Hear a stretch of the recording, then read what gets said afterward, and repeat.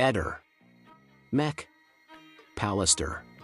Come a Rimini e come a Garrasco, anche a Trieste prima si dormiva. Poi che è successo? Abbiamo avuto la fortuna di incontrare un giudice che ha esaminato attentamente le carte, quindi poi abbiamo avuto un provvedimento imponente perché dopo quella decisione del GIP è stata rifatta una nuova indagine che oggi ci dice il contrario delle conclusioni precedenti, cioè che si tratta di un omicidio. Abbiamo un soggetto iscritto nel registro degli indagati, ancora si stanno svolgendo delle indagini perché siamo ancora in corso di approfondimenti, stiamo aspettando l'esito di questo incidente probatorio e speriamo insomma si possa arrivare ad una conclusione perlomeno per quel che riguarda la ricostruzione dal punto di vista proprio dell'attività investigativa. Il problema principale della vicenda di Liliana è stata la consulenza autoptica, che è tutto quello che ha riguardato insomma gli accertamenti eseguiti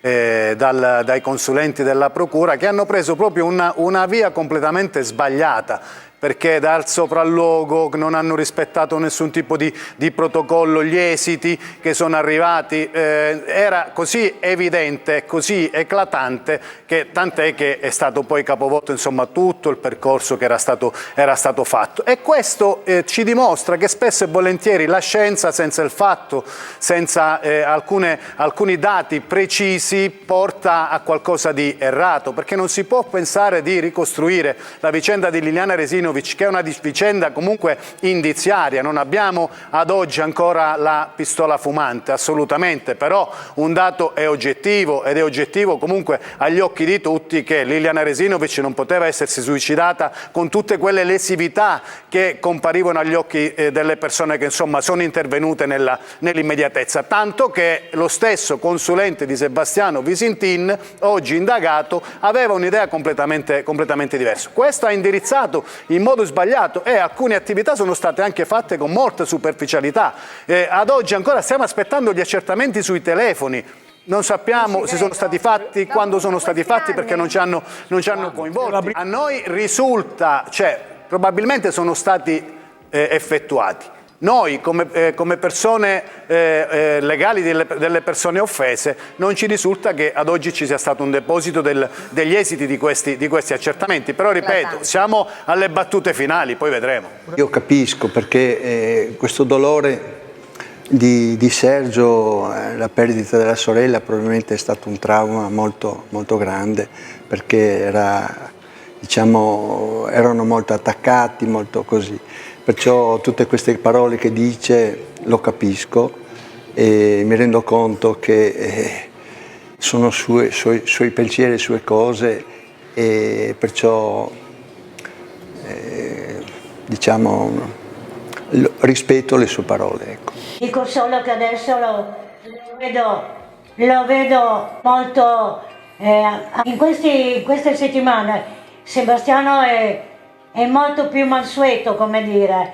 Non so perché fino all'altro giorno ce l'aveva con noi in tutti i modi, in tutte le TV, e adesso è diventato, tra virgolette, più buono nei nostri confronti. Ma quello che dovrei rispondere è quello che ho già risposto per 4 anni. Non merita neanche, perché ci sono tutte le registrazioni di quello che lui ha detto. Non possiamo non dimenticare di tutte, io le chiamo bugie, non saprei come definirle, e quindi lasciamo stare, aspettiamo, siamo addirittura d'arrivo.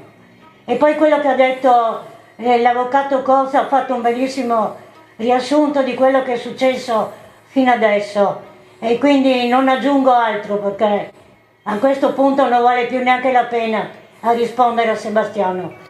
E aspettiamo, non manca tanto. Io concordo tutto quello che ha detto l'avvocato Cosa, anche mia cugina, e in più però vorrei ribadire che già il medico legale di parte di Visintin, c'è il dottor Barisani, è stato il primo, e anche l'ha detto, ha sottoscritto agli atti, che mia sorella purtroppo è morta a causa di un alterco e un soffocamento da terzi, c'è suicidio proprio escluso. Tutto quello che è successo dopo è tutto un bayan che è stato creato appunto dal mio ex cognato.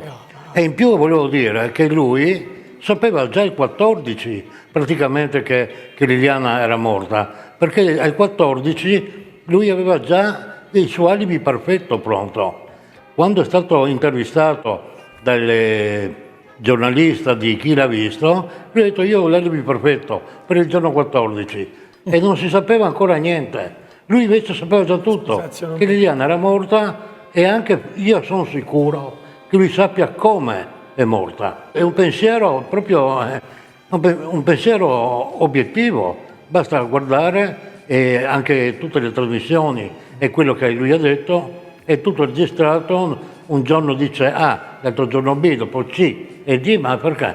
Basta controllare, non è che ci voglia tanto. Claudio è stato fondamentale nella ricostruzione, perlomeno, che ci ha aiutati ad arrivare fino a questo punto, perché a differenza di qualcun altro, nonostante fosse tra virgolette l'amante, perlomeno questo è quello che ha sempre detto Claudio, si è subito precipitato dagli amici, si è precipitato presso i carabinieri per denunciare l'allontanamento di Liliana. Però vorrei dire soltanto questo, perché spesso e volentieri accade qualcosa che noi insomma dovremmo valutare. Non abbiamo memoria perché ci sono tanti fatti, tante situazioni che ci hanno portato a, come posso dire, ad approvare, tra virgolette, l'iscrizione nel registro degli indagati di Sebastiano Visentini. Noi non è che ce lo siamo scelti, anche perché è la procura che fa le indagini, è la procura che iscrive una persona nel registro degli indagati. Però non vi dimenticate che dopo l'iscrizione di Sebastiano Visentin, vi ricordate la storia dell'Atti2, della vertebra, vi ricordate la storia dei sacchi, ma ci sono tanti aspetti che secondo me, quando arriverà il momento, dovranno essere valutati in modo globale, perché singolarmente non ci dicono nulla, ma legati uno dietro all'altro come un puzzle ci possono dare un'idea ben chiara di quello che è potuto accadere a Liliana Resinovic, fermo restando che noi, per rispetto a Sebastiano Visentin, ad oggi è un presunto non colpevole, assolutamente, quindi è innocente, siamo qui, vedremo l'esito, però per arrivare a questo punto l'avvocato Gentile soprattutto, io mi sono aggiunto successivamente, ha dovuto lavorare, ma lavorare e riempire di atti, di richieste, di documenti, di fatti, perché non è che si può fare così un'indagine. Quindi abbiamo contribuito in modo serio e oggi stiamo aspettando, perché dovrà arrivare questa chiusura indagine e poi capiremo cosa faremo. Ehi, non dimenticare di iscriverti a questo canale.